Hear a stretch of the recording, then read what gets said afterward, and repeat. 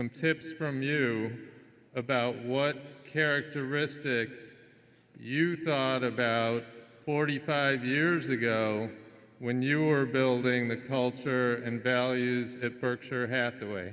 Culture has to come from the top. It has to be consistent. It has to be part of written communications. It has to be, it has to be lived, and it has to be rewarded when followed and punished when not. And then it takes a very, very long time to really become solid. And obviously, it's much easier to do it if you inherit a culture you like, and it's easier in smaller firms, I think.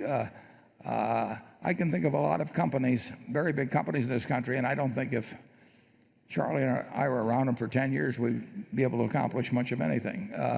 So it is a grain of sand type of thing, and people, just like your child, sees what you do rather than what you say.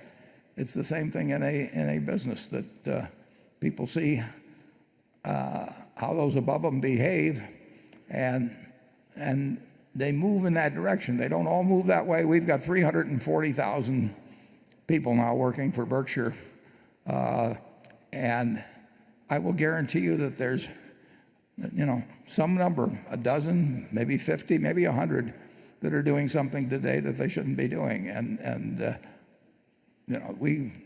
what you have to do is, when you find out about it, you have to do something about it. I didn't like, for example, making 30-year mortgages at Clayton 5 years ago, and I said, we're not going to make 30-year mortgages, unless they're government guaranteed.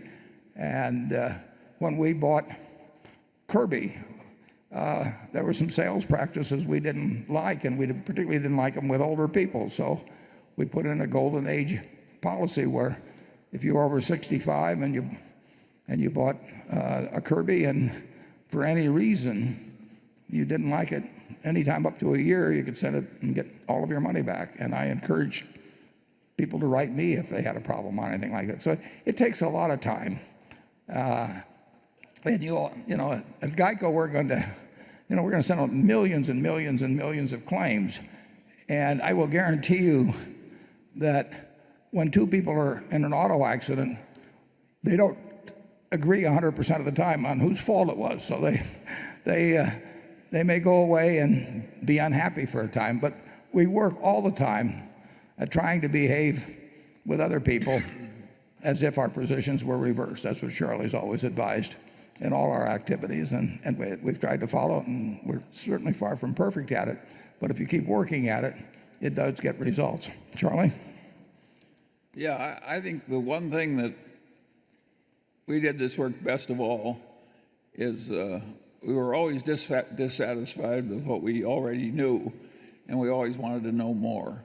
And Berkshire, if Warren and I had stayed frozen in time, particularly Warren, it would have been I'd like to do it, understand. It would have been a terrible place. It's what we kept learning that made it work. And I don't think that will ever stop.